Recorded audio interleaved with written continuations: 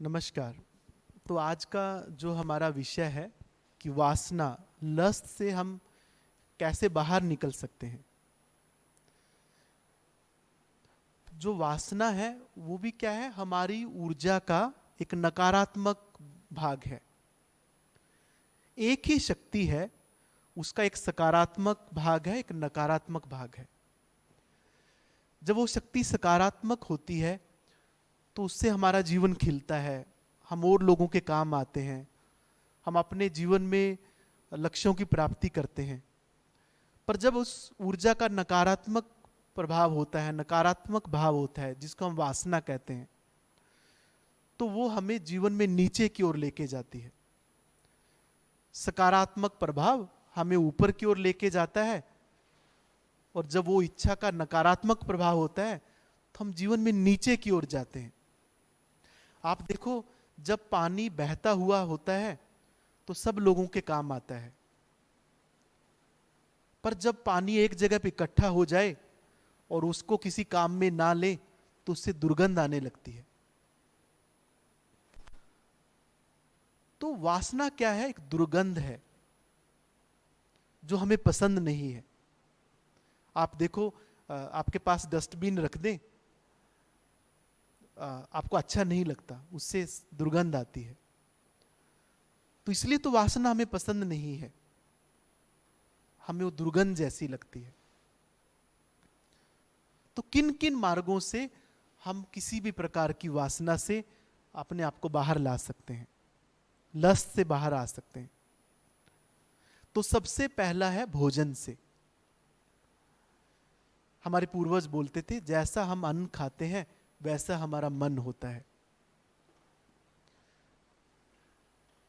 ऐसा भोजन जो हमें उत्तेजित करे। इसलिए बहुत ज्यादा बाहर का खाने से बहुत ज्यादा हमारे अंदर ऐसी वासनाएं पैदा होती हैं।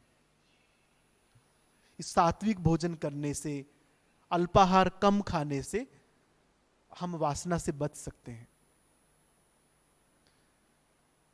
एक हमारे मित्र थे, वो एक बार गुरुदेव से पूछ रहे थे, गुरुदेव मैं इतने वर्षों से साधना में हूं, पर अभी भी मेरे मन में बहुत सारे लस्ट के विचार आते हैं, वासनाओं के विचार आते हैं, मन ठीक नहीं रहता मेरा। तो गुरुदेव ने उनसे एक ही बात पूछी, तुम्हारा पेट ठीक रहता है? तो तब से उस व्यक्ति ने वो पेट पर ध्यान दिया, अपने आहार पर ध्यान दिया। जब आपका पेट साफ नहीं रहे, कब्ज रहने से भी बहुत सारी विकृतियां, वासनाएं हमारे मन में जागती हैं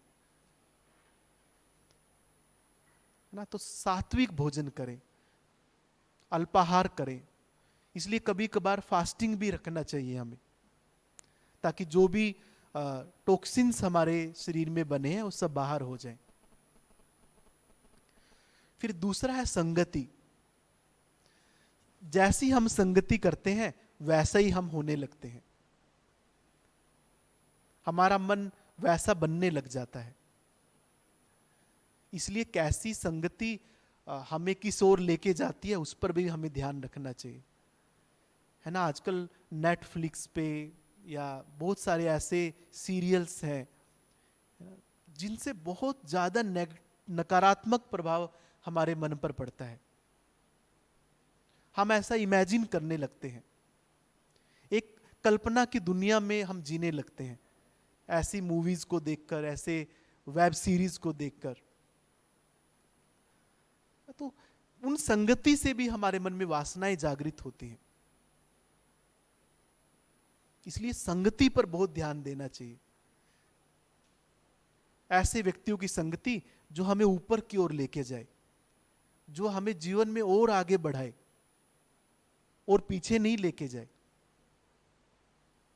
तो संगति पे ध्यान देने से भी हम अपनी वासना की शक्ति को रूपांतरित कर सकते हैं। फिर है क्रिएटिव। सृजनात्मक बनने से, कुछ नया हमेशा सीखते रहने से भी हम उस ऊर्जा को रूपांतरित करते हैं। ऊर्जा को कभी आप खत्म नहीं कर सकते,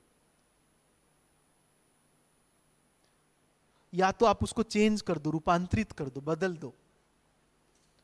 सृजनात्मक होने से वो एनर्जी बदल जाती है। इसलिए आप म्यूजिक सीखें, डांस सीखें, कुछ भी ऐसा जो आपको क्रिएटिव बनाए, कुछ नया लिखने का प्रयास करें। जो भी आपकी हॉबीज हैं, जो आपको पसंद है, उसकी तरफ और ज्यादा आप इंटरेस्ट लेकर आगे बढ़ें। फिर उसके बाद बिजी रहने से, जब हम व्यस्त रहते हैं तब भी वासनाएं इतना नहीं सताती हैं।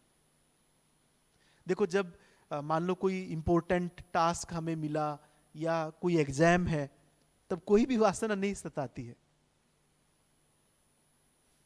तो व्यस्त रहने से अपने आप को, इसलिए अकेले ज्यादा ना रहे ना।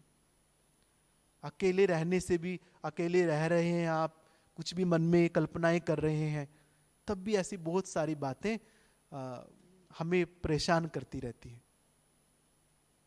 शेयरिंग करने से, मान लो आपके मन में ऐसे कुछ जो आपको परेशान कर रही है वासना, आपको समझ नहीं आ रहा कैसे उससे बाहर निकलें, तो कोई ऐसे व्यक्ति से जो जीवन में आपसे बड़े हैं, उनको शेयर करने से भी हम उनसे हल्के हो जाते हैं।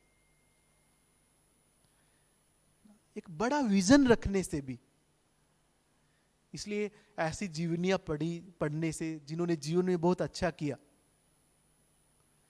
आप देखो स्वामी विवेकानंद जी हैं, महात्मा गांधी हैं, ये जो आज के संदर्भ में है गुरुदेव श्री श्री रविशंकर जी, प्रधानमंत्री नरेंद्र मोदी जी, जिन्होंने एक बड़ा विजन रखा कि कुछ तो हमें करना है, इस जीवन में हम आए हैं, बड़ा कुछ करना है। तो इसलिए अपना एक उदाहरण के रूप में कोई तो ऐसे व्यक्ति को सामने रखना है, तो उससे भी हम इस वासना से बचते हैं। और एक्सरसाइज डेली करने से, प्राणायाम करने से, ध्यान करने से भी हम उस ऊर्जा को रूपांतरित करते हैं, बदल देते हैं। और ठंडे पानी से स्नान करने से भी, उससे भी उस ऊर्जा का रूपांतरण हो सकता है।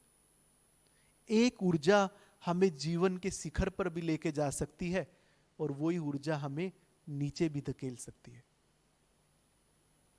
ना। तो भोजन पर ध्यान देने से, संगति से, क्रिएटिव होने से, बड़ा विजन रखने से, अच्छी संगति से, ध्यान प्राणायाम करने से हम उस ऊर्जा को रूपांतरित करके अपने जीवन में बड़े बड़े लक्ष्यों की प्राप्ति कर सकते हैं, कुछ जीवन में बड़ा कर सकते हैं। और नहीं तो वही ऊर्जा हमें जीवन के पताल में भी लेके जा सकती है, हमारा पतन भी कर सकती है। नमस्कार।